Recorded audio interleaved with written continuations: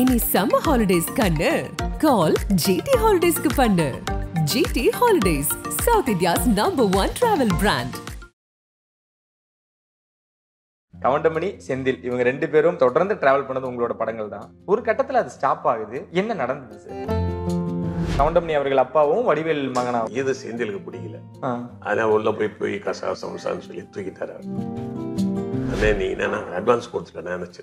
அவனா பெரிய பெரிய ஜனாதிபதியா அட்வான்ஸ் கொடுத்தா. ஆனா அடுத்த படத்துக்கு வடானா போறான் இல்லையா? இல்ல காலேஜ் கிட்ட சொல்லிட்டீங்களா வடிவேல் தான் உங்க பேரனோனே? அவங்களோட மைண்ட் வைஸ் ஐயோ அவங்க என்ன சொல்லிச்சுன்னா, நான் டோட்டலா அவனை நடிக்க மாட்டேன். இவங்க எல்லாம் ஒன்னா கூட்டம் போட்டாங்க. கவுண்டமணி செந்தில் போட்டு அவங்க கூட நீ நடிக்காது. உங்க படத்துல நடிச்சதுக்கு அப்புறம் தான் வடிவேல் அவர்களுக்கு நல்லா காசும் சம்பாதிச்சாரு. காரை வாங்கிட்டு நேரா கவுண்டமணி சார் வண்டி இடிக்கிற மாதிரி கொண்டு வந்து விடுறான். உடனே கவுண்டர் சொன்னார், பத்தியா இந்த மாதிரி அப்பா கோப்பைக்கு எல்லாம் காசு வந்தா எப்படி பாரு. இந்த வடிவேல் போட்டீங்கன்னா ஆல் கிளாஸ் போயிடும். அவனுக்கு நிறைய சம்பளம் எடுத்தவொடனே 5 ரூபாய் 6 ரூபாய் சம்பளம் எல்லாம் வந்துட்டாங்க. உடனே விவேக் வந்து என்கிட்ட, சார் நான் வடிவேலுக்கு முன்னாடியே வந்தேன், அம்மா இறந்தது சொல்லல, ஷூட்டிங் படம் பூரா நடிச்சு கொடுத்துட்டு, சார் எங்க அம்மா இறந்துட்டாங்க, ஒரு தனி வண்டி கொடுங்க, நான் சீக்கிரம் போகணும்னு போறேன். அதனாலதான் நாகேஷ் எல்லாம் பெரிய ஆளான. முக்கிய நிகழ்வுகளை உடனுக்குடன் குறுஞ்செய்தி வாயிலாக படிக்க ஆதன் செயலியை டவுன்லோட் பண்ணுங்க. டிஸ்கிரிப்ஷன்ல லிங்க் இருக்கு. ஆதன் செயலியில் அனைவருக்கும் ஒரு பெரிய வணக்கம். வெளியே பார்த்த மாதிரி தான் இந்த 90s கிட்ஸோட ஃபேவரட்டான டிரெக்டர்ஸ்ல இவர் கண்டிப்பா டாப் லிஸ்ட்ல இருப்பாரு. சாரை பத்தி பேசணும் அப்படின்னா நிறைய விஷயங்கள் நான் டீகோட் பண்ணிட்டு இருக்கும். அதோட அவரோட ஹிஸ்டரி எடுத்து படிக்கும் பொழுது எல்லா ஃபேமிலிக்கும் ஒரு மிகப்பெரிய ஒரு ஃபேவரட்டான படங்கள் லிஸ்ட் எடுத்தீங்கன்னா டாப் 5 சொல்லுவாங்க. அந்த 5ல இவரோட படங்கள் கண்டிப்பா ஒரு 3-4 படமா இருக்கும். நிறைய விஷயங்கள் கேட்டு தெரிஞ்சுக்க போறேன். மக்களின் இயக்குனரா இவருக்கு ஒரு அடையாளமே இருக்கு. அவரோட வாழ்க்கை பயணம், திரைப்பயணம் அப்படின்ட்டு நிறைய விஷயங்கள் உங்களோட பகிர்ந்துக்க ரெடியா இருக்காங்க. வி. சேகர் சார் அவர்கள். சார் வணக்கம். வணக்கம். எப்படி இருக்கீங்க சார்? நல்லா இருக்கேன். சிறப்பு. வெளிப்படையா சொல்லணும்னா ஒரு மாதிரி யதார்த்தமாகவும் ஒரு மாதிரி புத்துணர்ச்சியாகவும் இருக்கு சார் உங்களை பார்த்த பிறகு. ஏன்னா நான்லாம் ஸ்கூல் படிக்கும் பொழுது இதை சொல்லலாம் நினைக்கிறேன். கண்டிப்பா KTV, பொதிகை இந்த மாதிரியான தொலைக்காட்சியில நாங்கெல்லாம் படங்கள் பார்க்கும் பொழுது, இந்த படம் போட்டாங்களா, வரவேட்டனா செலவு பத்தனா, அந்த மாதிரியான விஷயங்கள்லாம் இருக்கா, அந்த மாதிரியான படங்களை எதிர்பார்த்து ஃபேமிலிலாம் ஒரு நம்பிக்கையோடும் தைரியமாவும் குழந்தைகளை உட்கார வச்சு படம் பாருங்கடா அப்படின்னு சொன்ன காலகட்டத்துல மிகப்பெரிய பங்கு உங்களுக்கு இருக்கு சார். மக்களின் இயக்குனர் அப்படின்ற ஒரு விஷயம் தான். எப்படி நீங்க அதை பாக்குறீங்க? இன்னும் உங்களை அந்த மக்கள் தாம்பரம் தாண்டினாலும் சரி, செங்கல்பட்டு தாண்டினாலும் சரி, அந்த ஊர் மக்கள் இன்னும் உங்களை கொண்டாடிக்கிட்டு இருக்காங்க. எப்படி இருக்கு சார் இன்ன வரைக்கும் அந்த ஒரு பாராட்டுகள்? மக்கள் இயக்குனர்ன்ற ஒரு பட்டம் கிடைக்கும் நானே எதிர்பார்க்கல.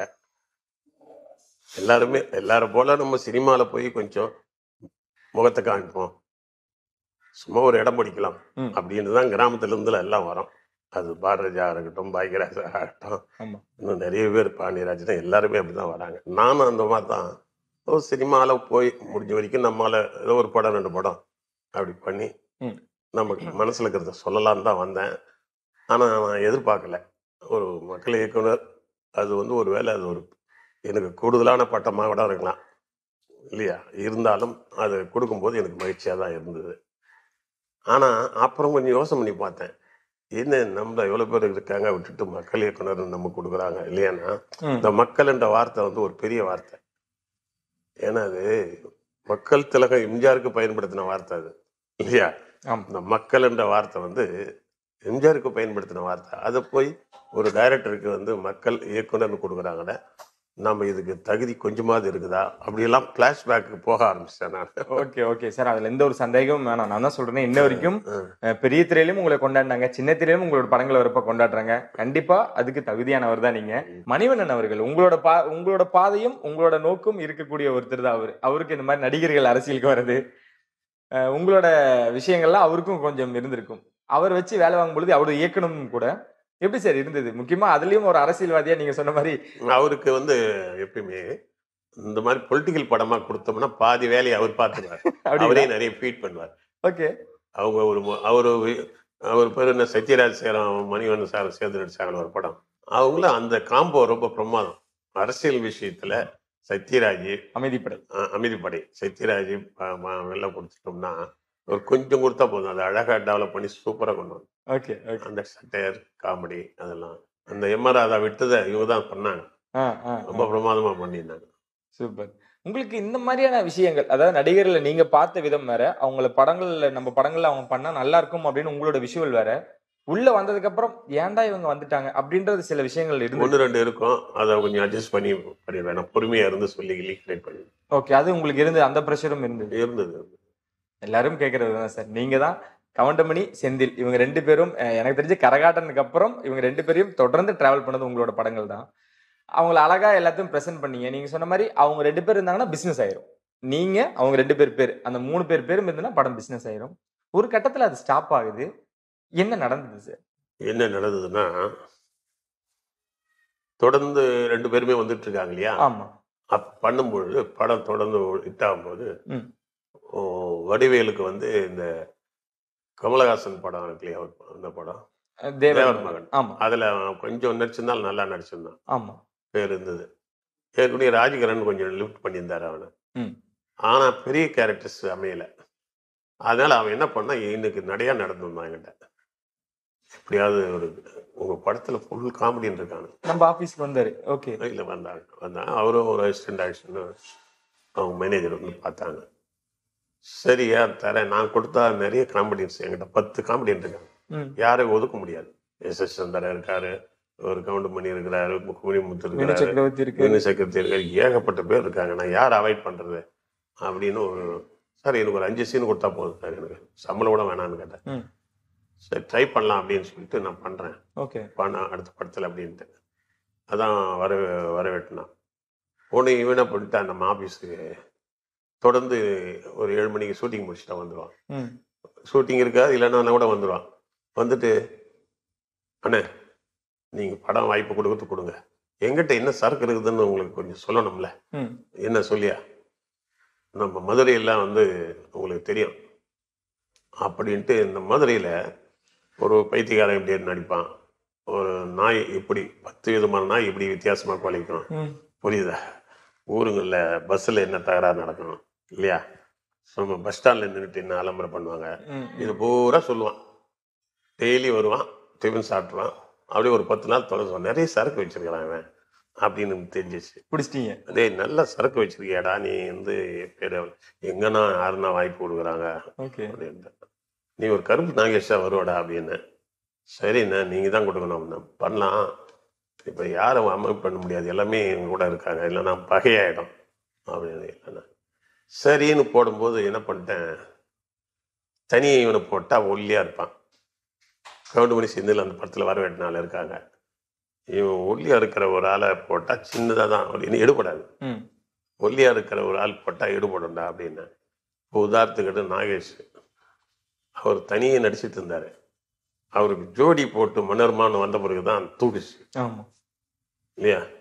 அவன் 2 பேர் காம்பினேஷன், ஒரு காம்போ இருக்கணும் அவன் கூட, அப்போ தான் தூக்கும். நீ உனக்கு யாரும் ஜோடி எது வரையும் போடல, எங்கே சாயா கூட அடிக்க மாட்டாங்க.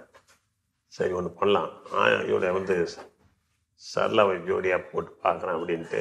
ஓகே சரளாவை கூப்பிட்டு, அது ஏற்கனவே ஒரு செந்திலுக்கு ஜோடியாக கதையில் வச்சுருந்தேன், இவனுக்கு ஜோடியாக ஆக்கி முதல் ஒரு காம்பினேஷன் ஒன்று விட்டு ஆட்டோக்காரன் அப்படின்னு ஒன்று பண்ணிடலாம் அப்படின்னு விட்டு செந்தில சொல்ல விட்டேன், ஜோடி இல்லாமல் விட்டேன்.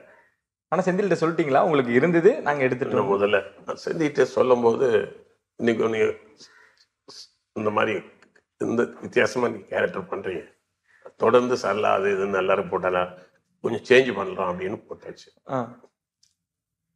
போட்ட உடனே அவங்க 2 பேரும் கூடி பேசிக்கிட்டாங்க. கவுண்டமணி சார் செந்தில் காலம் மாறி போச்சிருக்கு இல்லையா. ஆமா. அதுலயே வினு சக்கரவர்த்தி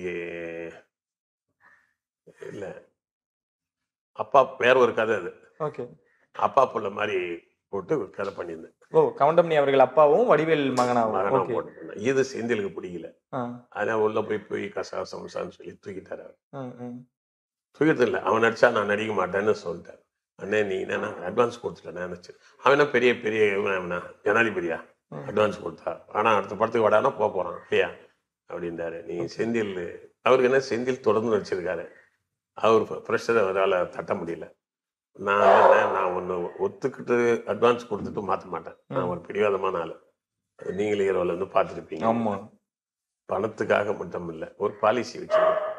நீங்க இருக்கணும் அப்படின்னு நினைச்சா இந்த படத்துல அட்ஜஸ்ட் பண்ணி பண்ணும், இல்லைன்னா நான் வடிவேல் ஒண்ணும் இல்லாத பையன் அவனுக்கு போய் இப்படியா அப்படின்னு. ஒண்ணும் இல்லைன்றது நாம முடிவு பண்றது இல்லை. சிவாஜி வரும்போது சிவாஜி அவார்டு தெரியுமா, எம்ஜிஆருக்கு தெரியுமா, உங்களுக்கு தெரியுமா முதல்ல வரேன்னா, எனக்கே இப்படி அதனால அவனுக்கு ஒரு நம்ம கொடுத்துட்டேன், அட்வான்ஸ் கொடுத்துட்டேன், அதை போய் தூக்கினா நல்லா இருக்கும் அப்படின்னு. அப்புறம் அவங்க ஒதுங்கிட்டாங்க. ஓகே. டக்குன்னு இவனுக்கு அடிச்சு விட்டு. கோவை சார்ல அப்படின்னு அவங்களோட மைண்ட் வாய்ஸ் என்னவா சார் இருந்தது? வடிவேல் தான். எந்த படம் அது தெரியுமா? காலம் மாறி போச்சா? சரி, முதல்ல வரவேட்னாவில் இருந்தாங்க எல்லாரும். சரி. வடிவேல் இருந்தாங்க எல்லாம். அதுக்கு அடுத்த படத்தில் தான். இல்ல கோவை சார்ல கிட்ட சொல்லிட்டீங்களா வடிவேல் தான் உங்க பேர்னோடனே? அவங்களோட மைண்ட் வாய்ஸ் என்ன? ஐயோ, அவங்க என்ன சொல்லிச்சுன்னா, நான் தொட்டில் அவனை நடிக்க மாட்டேன். இவங்க எல்லாம் ஒன்னா கூட்டம் போட்டாங்க. ஓகே. கவுண்டமணி செஞ்சு எல்லாம் போட்டு அவங்க கூட நீ நடிக்காதுன்னு. பொண்ணு இந்த பொண்ணு வந்து என்கிட்ட ஃபீல் பண்ணுது, நான் அவங்க கூட நடிச்சா இவங்க எல்லாம் ஒத்துக்க மாட்டாங்க. அப்புறம் சொன்னேன், நீ வந்து கல்யாணம் பண்ணி சொல்றாங்க, நடிக்கதான் சொல்றாங்க, புரியுதா? நீ நடிக்கிறதுக்கு எப்படி பண்ண, யாருகிட்ட ஒன்றாலும் நடிக்கலாம், அது வேலையை பாரு அப்படின்ட்டு. அப்புறம் நான் அவனுக்கு தொடர்ந்து படம் கொடுப்பேன். இவன் நல்லா வருவான். எதிர்காலத்தில் நாகேஷ் விட நாகேஷ்க்கு ஈக்குவலாக வருவான். எப்படி பண்ணாரா எனக்கு தெரிஞ்சு போச்சு. ஒரு 10 நாள் என்கிட்ட நடிச்சு காமிச்சான். சரக்கு இருக்கு, சரக்கு உள்ளோட தட்டி விட்டா எங்கேயோ போவான், அது பாரு அப்படின்னு சொல்லி அப்புறம் நடிக்க வச்சு. அப்புறம் தொடமாட்டேன் சார், தொடாமல் எப்படி நடிக்கிறது, அந்த குழந்தை தூக்கிட்டு ஓடுவான், இதான் ஒன்று. அந்த மாதிரி சில வேலையெல்லாம் பண்ணி விட்டேன். அப்புறம் பெரிய அதுக்கப்புறம் இவனுக்கு படம் தொடர்ந்து அவர் போயிட்டார். பயங்கர ஹிட். கவுண்டமணி சார் வந்து இனிமேல் அப்படிங்களா சார்? கோவத்தில். ஓ, இவர் இருக்கனாலதான் அவரு கண்டினியூ பண்ண மாட்டேன், வேணாம் அந்த தடவை அந்த படம் விட்டுருன்ட்டாரு. ஓ. அப்புறம் இவன் தொடர்ந்து நடிச்சான். இவன் கூட வந்து இவனை விவேக்கை சேர்த்து விட்டேன். ஆமா. அதான் ஷூட்டிங் ஸ்பாட்ல எப்படி சார் ட்ரீட் பண்றான்னு ஒரு விஷயம் இருக்குல்ல. ஏன்னா பிடிக்காதவங்களோட என்னதான் நீங்க இருக்கீங்க அப்படின்னாலுமே கூட ஒரு டீச்சர் இருந்தாலுமே ஸ்டூடெண்ட்ஸுக்குள்ளார ஒரு சின்ன சின்ன விஷயங்கள் இருக்கும். அந்த ட்ரீட் பண்ற விதம்லாம் அது பாக்யராஜ் சார் இருக்கிறதுனால, நிறைய பேர் வச்சு அவர் வேலை வாங்கினதுனால அங்கே பயிற்சி எனக்கு. பெரிய காலேஜில் படித்த மாதிரி நான், அதனால இங்க இருந்து அதே மாதிரி விவேக் உள்ள வரும்போது அதே தகராறு வடிவேலுக்கு வந்துச்சு. அப்படிங்களா? ஆமா, விவேக் வந்து பாலச்சந்தர் சார் இன்ட்ரடியூஸ் பண்ணாரு. ஆமா, அவர் நிறைய படம்லாம் பண்ணுவாரு. ஆனா அது வந்து சி மக்களுக்கு போவாரு, ஏ முடிஞ்சா பிக்கு போகும், சி சென்டருக்கு போவார். இந்த வடிவேல்தெல்லாம் போட்டீங்கன்னா ஆல் கிளாஸ் போயிடும். அவனுக்கு நிறைய சம்பளம் எடுத்தவொடனே 5 ரூபாய் 6 ரூபாய் சம்பளம்லாம் வந்துட்டாங்க. உடனே விவேக் வந்து என்கிட்ட, சார் நான் வடிவேலுக்கு முன்னாடியே வந்தேன், நான் ரொம்ப படிச்சவன், எல்லாம் தெரியும், இவ்வளோ நிறைய பேர் இருந்தாலும் சம்பளமும் ஏறல, பிஎன்சிசி கிளாஸ்க்கு இறக்க மாட்டேது, நீ உங்களது ஏபி எல்லாத்துக்கும் வருது. அதனால வடிவேலு நான் ஏற்கனவே ஒருத்தவங்க கவுண்டமணி சேர்ந்தையில வடிவேலால போயிட்டாங்க. ஒன்று தூக்கி போட்டு அவன் போடானா எனக்கு ஆள் சிக்கல் வந்துட்டியான்னு. சரி அப்படின்ட்டு அப்புறம் பேசி வடிவேலுட்டேன். அவனும் வந்தாச்சா பேர் நல்லா இருக்குமியா அவன்னா. அப்புறம் 2 பேரும் ஜோடி போட்டு அதுக்கு ஓகே சொல்லிட்டாரு சார் வடிவேலு. சரிண்ணே, ஏன்னா அவனுக்கு தெரியும் ஏன்னா. அப்புறம் அவனை தூக்கிட்டு வந்து அதனால அப்புறம் 4-5 படம் நல்லா நடிச்சானுங்க. எல்லா படம் பெரிய ஹிட், பயங்கரமான ஹிட் சார். அந்த ஷூட்டிங் ஸ்பாட்ல எப்படி சார் ட்ரீட் பண்ணாங்க வடிவேல் செந்தில் அவர்கள்லாம்? வடிவேல வந்து கவுண்டமணி செந்தில் அவர்கள்லாம் எப்படி ட்ரீட் பண்ணாங்க சார்? அவங்களுக்கு ஒர்க் இருந்ததுன்னா மரியாதை கொடுத்துட்றாங்க. நடிகர் பொறுத்த வரைக்கும் அவங்களுக்கு நல்ல ஒர்க் இருக்கணும். ஒர்க் இருந்ததுன்னு வச்சுக்க, ஒரு ஸ்டேடியத்தில், கிரிக்கெட் ஸ்டேடியத்தில் அப்பப்போ ஒரு 4-6 நடிச்சிருந்தா கை தட்டிகிட்டே இருப்பாங்க. அந்த மாதிரி இவங்களுக்கு நல்ல பஞ்சு காமெடி அது எல்லாம் இருக்கு இல்லையா படத்தில், அதனால ரொம்ப ஆர்வமாயிடுவாங்க. ஓகே. ஏன்னா நான் பெத்த மகனை படத்துல இவர் வக்கீலா இருப்பார் செந்தில், அவங்களோட பையனா வடிவேல் அவர்கள். கவுண்டமணி வந்து அவங்கள அடிப்பாரு, டே என்னடா அதெல்லாம் ரியலா விழுந்த அடியா இல்ல அந்த மாதிரி ஏதாவது விஷயங்களை அதெல்லாம் விழுந்திருக்கு நிறைய. கவுண்டமணி அடிச்சுட்டு இருக்காரு சில பேரை, அவர் எமோஷனல் அடிச்சுருப்பாரு அந்த கோவத்தை வச்சுட்டு. வடிவேல் அவர்கள் வந்து வருத்தப்பட்டு சொல்லியிருக்காரா சார்? சார் அவர் சும்மா அடிக்கல, வேணும்னு அடிச்சுட்டாரு, அந்த மாதிரிலாம் உண்டு. ஓகே. ஆனா உங்க படத்துல நடிச்சதுக்கு அப்புறம் தான் வடிவேல் அவர்களுக்கு நல்லா காசும் சம்பாதிச்சாரு. வீடு, கார் வாங்கினது, வீடு, காரு. அவன் காரை வாங்கிட்டு நேரா கவுண்டமணி சார் வண்டி இடிக்கிற மாதிரி கொண்டு வந்து விடுறான்.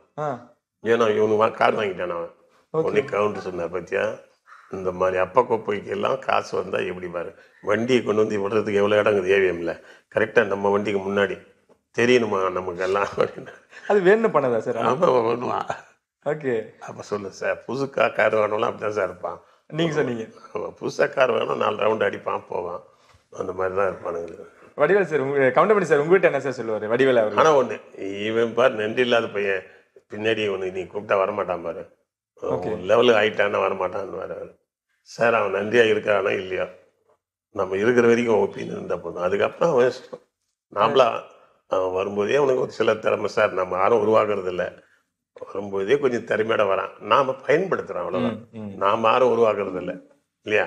பெத்த பிள்ளைங்களே சின்ன வயசுல இருந்து பண்றாங்க, அவங்களே அப்பா பிள்ளைய பேச்சு கேட்கறது இல்லை. இதுவெல்லாம் என்ன சார், கேட்டா நல்லது, இல்லைன்னா ரொம்ப நல்லது அப்படின்னு போயிடுவோம் சார் அப்படின்னு. அது உங்களுக்கு நடந்துச்சுங்களா சார்? ஆமா, இடையில இப்ப நான் வந்து கேப் இருக்கும்போது ஒரு கால்ஷீட் கொடுத்துருக்கலாம். எல்லாம் சம்பளம், பெரிய சம்பளம் வாங்குறோம் சார், சார்கிட்ட போனா அதிகம் சம்பளம் கிடைக்குமோ கிடைக்காதான்னு கொஞ்சம் அப்படி. அதுதான் சார் நானும் கேட்கலான்னு வந்தேன். இவ்வளோ பெரிய ஒரு பெரிய டிராவல், பெரிய பெரிய லெஜண்ட்ஸோடலாம் ஒர்க் பண்ணிட்டீங்க. சிவகுமார் அவர்கள், லிவிங்ஸ்டன் அவர்கள், மணிவண்ணன், முரளி, இப்போ இருக்கிற வடிவேலு அவர்கள், சத்யராஜ் அவர்கள், எல்லாம் பெரிய நடிகளோட ஹெல்ப் பண்ணிட்டீங்க.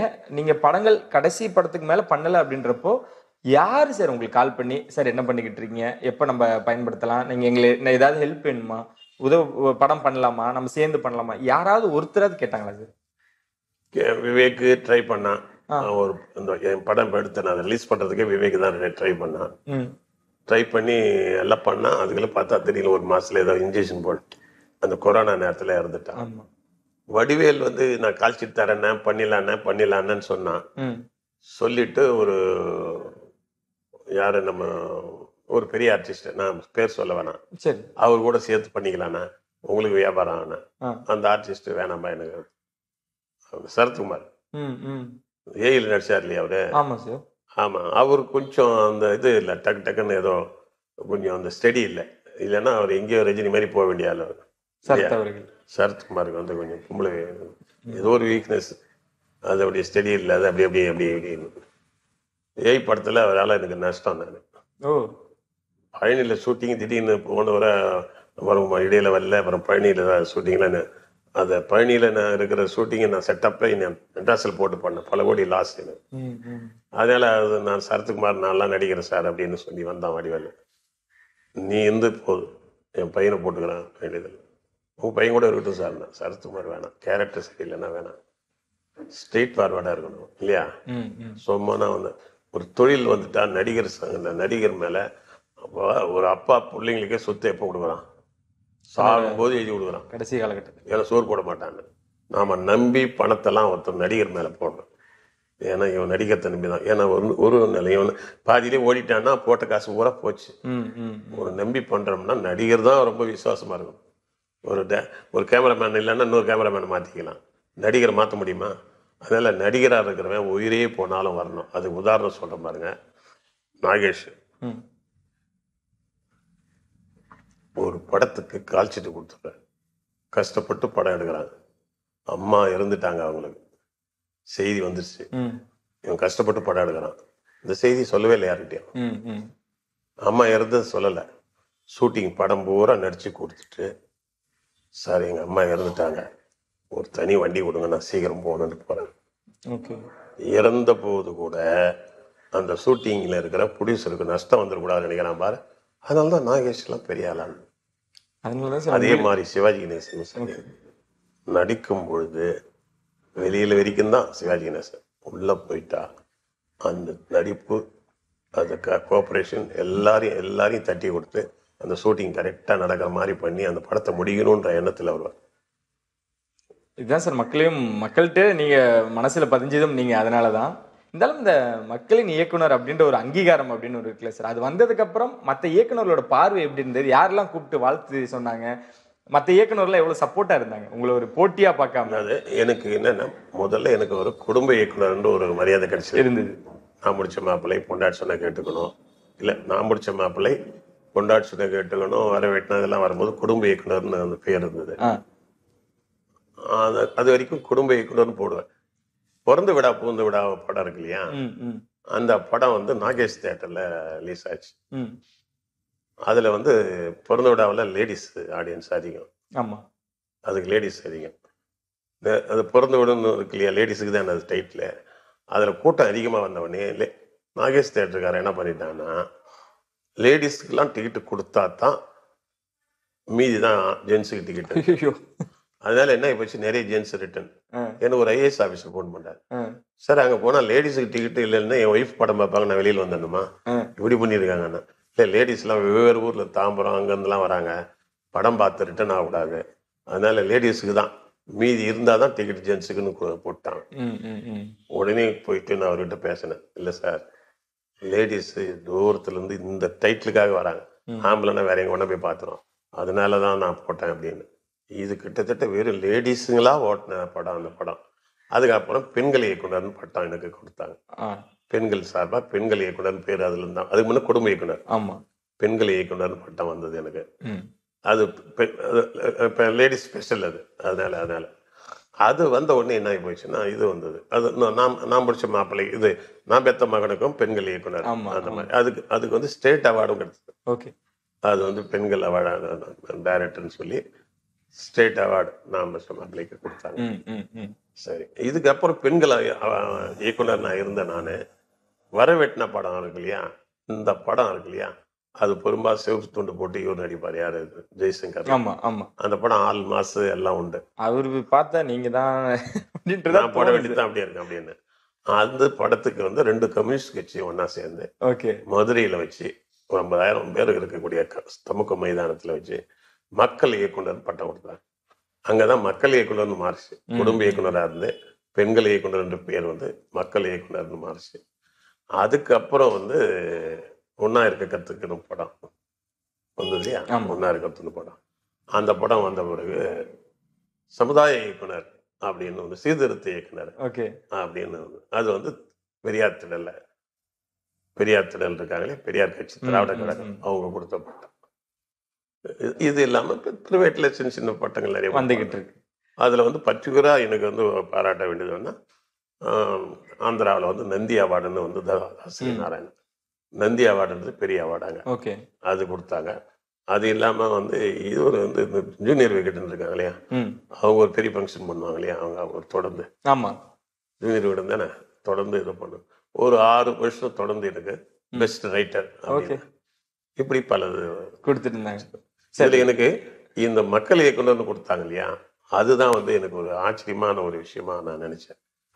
சமுதாய இயக்குனர்ன்றது ஒரு ஜென்ரலா போகும்போது நான் உங்ககிட்ட கேட்டேன், நான் யாருக்கிட்ட கம்யூனிஸ்ட், என்ன சார் இந்த விற்கிறீங்களே இது வந்து கொஞ்சம் அதிகமா தெரியலையா, ஏன்னா நான் கம்யூனிஸ்ட்ல இருந்ததுக்காக வைக்கிறீங்களா? அப்படி இல்லப்பா, நாங்க வந்து மக்கள் கவிஞர்னு யாருக்கு பட்டம் இருக்குன்னா பட்டுக்கோட்டை கல்யாண சுந்தரத்துக்கு மக்கள் கவிஞர் நாங்க பட்டம் கொடுத்தோம். அதுக்கு அடுத்தது 2வதா கம்யூனிஸ்ட் கட்சிக்காரங்க மக்கள் இயக்குனர்னு பட்டம் கொடுக்கறது உங்களுக்கு தான், அது நாங்க பார்த்தான் பண்ணும், கம்யூனிஸ்டுகள் அவ்வளவு ஈஸியா நாங்க கொடுக்க மாட்டோம் அப்படின்னு அவங்க கொடுத்தாங்க. அது வந்து என்னுடைய ரசிகர்கள் பல ஊருங்களில் வந்து இந்த மக்கள் இயக்குனர்ன்றதை பயன்படுத்த ஆரம்பிச்சாங்க. பட் ஆனா மக்கள் இயக்குனரா முழுசா ஆயிட்டுனா இன்னும் நிறைய படம் பண்ணணும் சார். ஆனா இருந்தாலும் பண்ண வரைக்குமே நாங்க வேற ஊக்கப்படுத்துறதுக்காக என்ன கொடுத்துருக்காக தான் நான் நினைக்கிறேன். இன்னும் ஆனா அந்த பட்டம் இருக்குல்ல சார், நீங்க எடுத்த முதல் படமா இருக்கட்டும், இந்த பட்டமா இருக்கட்டும், எல்லாமே உங்களுக்கு வந்து உங்க அனுபவத்திலானதான் எல்லாமே வந்தது. உங்களை நாங்க இப்ப மிஸ் பண்றோம் சார். ஏன்னா இந்த காலகட்டத்தில் இருக்கக்கூடிய நடிகர்கள், நீங்க எப்படி அந்த காலகட்டத்தில் வந்து நடிகர்லாம் வந்து எடுத்ததுமே சிஎம்டா முதலமைச்சரா அப்படின்ற ஒரு கேள்விகள் இருந்தது இல்லை சார், அது இப்பயும் தொடருது இந்த ஜென்ரேஷன்லயும் அப்படின்றப்போ நீங்களும் பார்த்துக்கிட்டு இருப்பீங்க. இன்னைக்கு வாங்குன்னு வாங்குறேன், நாங்க பேசல. நான் அன்னைக்கு படம் எடுக்கும் போது புரட்சியா நடிச்சாங்க, ஒரு எதிர்ப்பாவோட நடிச்சாங்க இல்லைங்களா. அதாவது நீங்களே ஹீரோ, மக்கள் தான் ஹீரோ, நீங்களே ஹீரோ ஆயிட முடியாதுன்னு சொன்னேன் நானு. எனக்கே ரஜினி காலிச்சிட்டு, கமல் காலிச்சிட்டு, விஜயகாந்த் காலிச்சிட்டு எல்லாம் திருப்பி வருது. ஏன்னா 6 ஹிட் கொடுத்துட்டு இல்ல, 6 ஹிட் கொடுத்த பிறகு திரும்பி வருது. திரும்ப நான் மறுபடியும் ஃபைட் பண்ணலன்னா வராது. இன்னைக்கு பாத்தீங்கன்னா யூடியூப்ல இருக்கிற நிறைய ஆளுங்க பூரா ஃப்ரீயா பேசுறாங்க. அதாவது ரொம்ப தெளிவா இருக்கு.